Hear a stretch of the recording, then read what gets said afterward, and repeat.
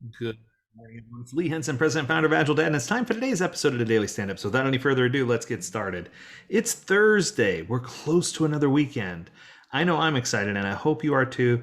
Many, many best wishes to all of you out there who are going to be celebrating the weekend with friends and family.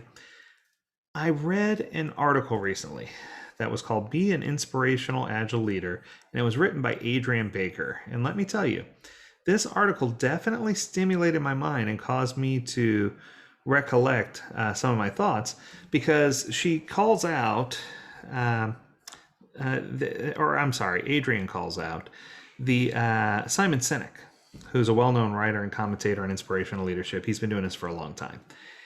And the comparison in the article compares Simon's leadership skill set and the motivation and inspirational things that he talks about to how it could be applied to Agile and Scrum in this community. And this article was originally based on ideas from the 2009 book, Start With Why. Now, what I can tell you is Start With Why, not only is it one of my favorite books, but it really is a good argument for just about everything we do. If we challenge ourselves and ask ourselves why something is important, it's going to cause us to do a little bit deeper analysis to figure out exactly why we're doing things and why behavior is a certain way so that we can proceed to figure things out better than we could before. So it sounds kind of silly, but starting with why is probably the best place to start. The truth is, inspirational leaders, they have and communicate a clear sense of why they do things. They have a clear belief of why they feel a certain way. But even though in Agile we always say it's critical to understand the how and the what, it should always be guided by this why. This why should be leading you down the path. And I feel like sometimes we often pin people down by not telling them the why, or by explaining the why in a way that's difficult for them to understand.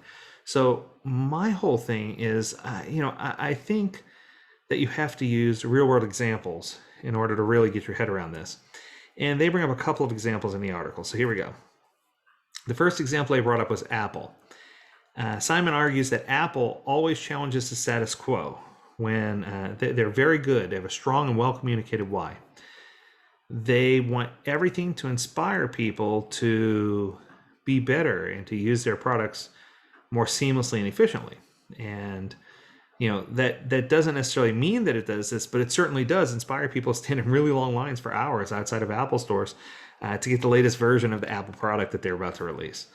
But the truth is, the people who are building a product or service are really guided by why and they understand. Other electronics companies focus on the what, the product, the features, the pricing, the quality, and you can basically say this is the whole Android argument, right? While they may be successful, without a strong sense of why, they're just not inspirational. And that's why a lot of people will say that having Apple products is an experience. I don't know that I agree or disagree, but I am addicted to Apple products, so that might be your hint. The other example he gave was a really one that warmed my heart. He talks about Dr. Martin Luther King, who inspired the world with his I Have a Dream speech.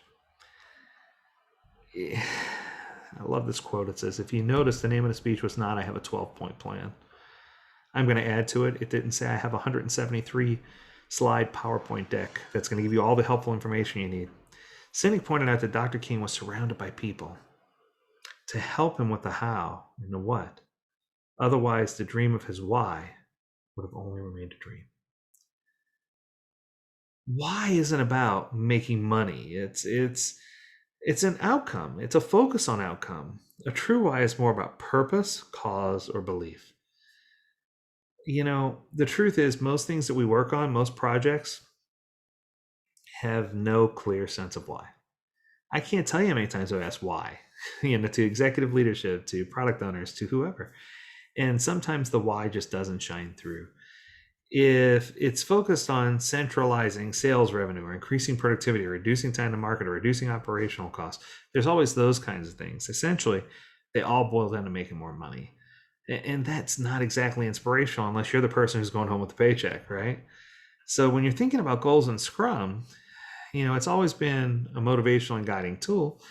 In the new rewrite of the Scrum Guide, they've incorporated a sprint goal in the concept of product goals. And I think that, conventional wisdom teaches that these goals should be measurable and quantifiable.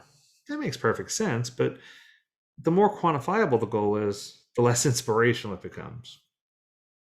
And I don't want to dog on anybody here, but they bring up a couple of different people who really focus on quantity, numbers, those kinds of things. And I guess if that's the product or service you're selling, then it's completely appropriate. But I think it's important for you to understand that if you're going to build trust and build loyalty and you want to inspire people and uplift them, that you have to have a different plan that focuses on the why more so than the what you're going to do. And why can't all be driven by money or by status. There's the whole concept about the product backlog as well, where we take things from idea into what we're going to do, into a doing phase, and then into done. But sometimes we end up getting stuck in it nearly done or almost done phase. And I think that when we think about a strong why statement for our product backlog goal, this could be a really powerful tool to drive development, ordering, or refining the backlog.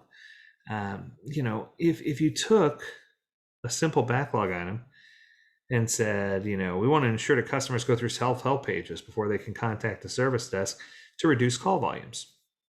It's a very common requirement in that world. But is this how you would want to be treated? Is this how you want to treat your friends, right? I think a better statement would have been, we want to give our customers the opportunity or the option to have both self-guided help materials and contacting a service agent directly if they'd like. This way, based on what they feel more comfortable with, they have the opportunity to do both. And that's the difference between the why, right, and just the what. And I think that if you capture those and you understand, then it's going to make a lot more sense. It's just going to drive you in a direction to understand the purpose, to be more persona driven, to be more behavioral driven. And I think that that's incredibly important. Even at sprint planning, I can't help but remember the early days of sprint planning, circa early 2000s, when outsourcing to people was the new big thing, outsourcing to India, outsourcing to wherever. And anyone with any kind of reasonable skills could convert, a specifications document into lines of code. It didn't matter who they were, where they were, or what time zone they were in. They should just be able to do their job. And developers in other locations obviously were a fraction of the cost of what it costs for people, locally. So during the following years, all these lines of code were written by hundreds of thousands of offshore developers who hopefully had some idea of what they were doing, but they didn't have the faintest clue why. So it continued to make products and services more disconnected from where they should have been. And, it's interesting because if you contrast this with what Scrum is intended to do, it often requires you to get the team together at sprint planning and gain an understanding of the why they're doing the work they're about to do so that they can set their goal and be in line with what the wishes are of these stakeholders.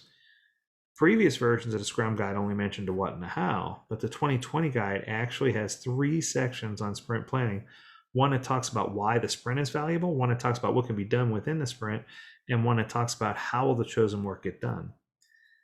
When somebody asked Jeff about this, Jeff Sutherland, he said, discussion of the why gives the Scrum team the context that may otherwise they've been lacking. We found that Scrum teams who understand the intent of the product owner deliver better results and higher quality. The Scrum Guide is now encouraging you to lead with why. So there you have it. If you lead with a why goal, it's going to be a lot better. In addition, I want to talk about the inspirational Scrum Master, right? We all know that the Scrum Guide is concise and to the point. It's only tens of pages long, but it tells us step by step what to do to deliver projects within a Scrum framework, which makes sense. That's what it's designed for. What it doesn't mention is that short prescriptive guide is built on decades of incredible research, inspirational writing, and groundbreaking ideas.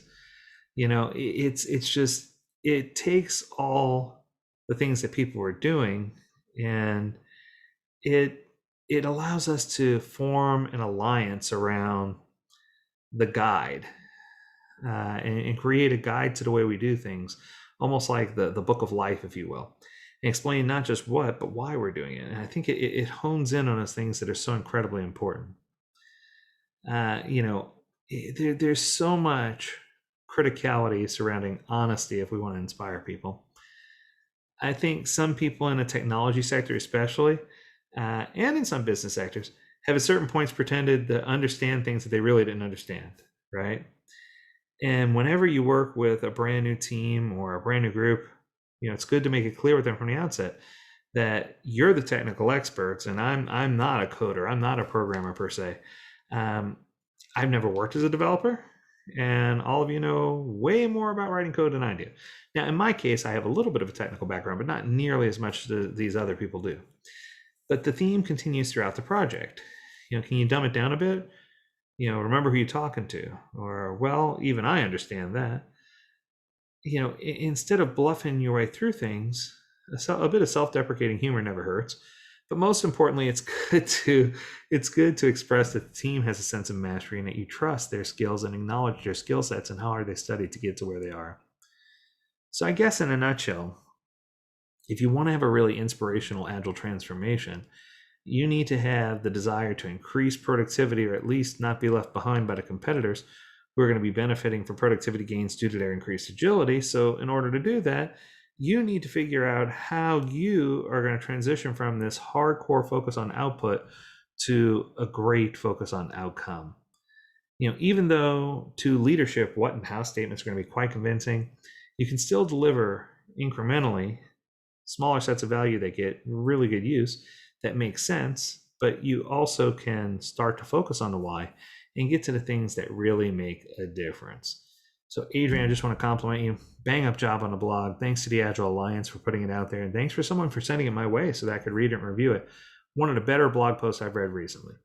If you have a topic that you'd like to discuss on the Daily Standup podcast, we would love to hear from you. Go ahead and reach out to us. You can reach out to us at learnmore@agiledad.com. We'd love to talk about whatever is important to you and help guide you on your way. Until next time, we encourage you to stay healthy, stay well, and stay agile, my friends. Do take care.